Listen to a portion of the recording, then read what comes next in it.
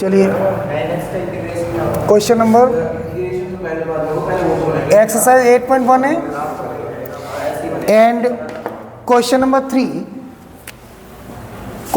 3 बताइए पैराबोला है x square equals to 4y and y equals to 2 and y equals to 4 और क्या first quadrant. तो इसका बना लें ग्राफ। इसका फिगर कैसे बनेगा बताइए। ये y टू द पावर 1 है कि नहीं, तो y के सिमेट्रिकल होगा। तो आप इसे कुछ open upward, right, open upward, ठीक है। ये ऑर्डिनेट्स है, ये आपका ये आपकी क्या है हॉरिजॉन्टल लाइन, सही है। एक आपकी लाइन हो गई ये, this is y equals to 2, ऊपर कट करेगा ये y एक्सिस को, और ये है y इक्वल्स टू 4, राइट, ये 4 पे कट करेगा। अब मुझे बताओ जो स्ट्रिप लेंगे स्ट्रिप, हाँ अब मुझे बताओ कि यहाँ पर आपका y 1 होगा, यहाँ 2 होगा, यहाँ 3 होगा, तो क्यों हो जाएगा, यहाँ 4 होगा, क्यों भाई। अब मुझे बताओ कि जो स्ट्रिप लेंगे किसके अलॉन्ग लेंगे, यही लेंगे ना, ये लेंगे स्ट्रिप, और ये आपका dy हो जाएगा इस तरह, फिर ये हो जाएगा x, समझे मेरी बात कि नहीं। हाँ फर्स्ट का निकालना है, इसका ही निकालना है, लिखा हुआ है, हाँ लिखा हुआ है इस वजह से। अगर फर्स्ट क्वाड्रेंट ना लिखा होता तो ये डबल करना पड़ता, ठीक है। मेरी बात समझ में आई कि नहीं आपको। अब देखो एक बात समझनी है कि अभी ये x है ना, ये dy होगा, ठीक है। तो इस कर्व की इक्वेशन से हमें निकालना पड़ेगा x equals to F Y, x equals to F Y निकालना पड़ेगा। अगर इसके अलग होता तो y equals to F X. तो ये बड़ा सिंपल हो गया, नेमिंग कर दो a b c d। तो area of the required region, area of the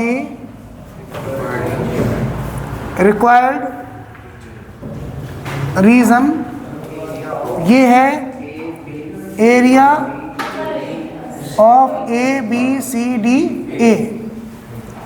only first quadrant का है तो डबल करने की जरूरत नहीं है। तो this will be integration of 2 to 4 और 1 स्ट्रिप का area, length into breadth, x into d y, है नहीं। अब x का value in terms of y, तो इसके इक्वेशन है क्या, इसका इक्वेशन है x square equals to 4y। तो now we have to find the value of x in terms of y। तो value of x will be root of 4y, yes. So this will be x equals to 2 root y,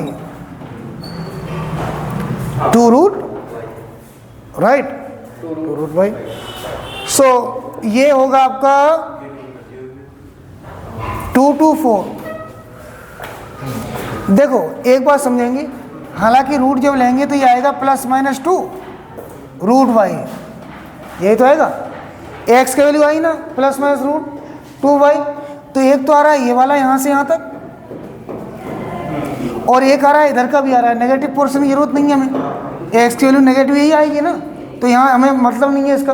हमें first quadrant का मतलब है positive, x की value जो positive है वही ली है हमने, x की वैल्यू नेगेटिव हो वो तो इधर होगी, उसे लेने की जरूरत नहीं है, ठीक है। तो ये हो जाएगा 2 root y एंड dy। मेरी बात समझ में आई। अगर सर ये नेगेटिव तो कैसा आता है, उसका फिक्र मत करो, केवल यही लेना है पॉजिटिव, ठीक है ना। लिमिट होगी ऑटोमेटिक हम एडजस्ट कर लेते हैं लिमिट कहाँ से कहाँ तक है, ठीक है। अब मुझे बताओ क्या है, बताइए। 2 आगे ले लें, 2 2 4 y टू दी पावर 1/2 लिख लो इसे, और ये 2 y to the power 3/2 upon 3/2। Limit आपका 2 to 4, 2 into 2/3 y to the power 3/2, 2 to 4। ठीक, अब आगे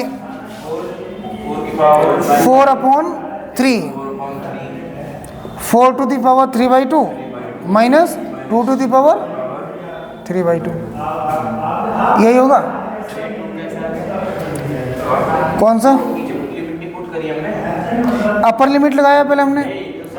सेकंड वाले में 2 मिलेगा, हाँ, इसका 4 लगाया तो 2 मिलेगा।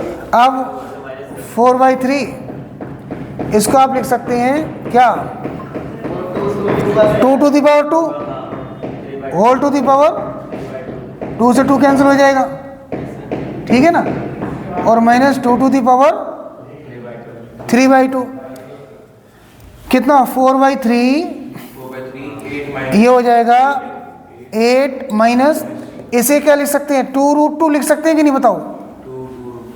ये 3/2 पावर है, इसका मतलब क्या है 1 + 1/2, 2 to the power 1 + 1/2, 1 + 1/2 2 to the power 1 into 2 to the power 1/2,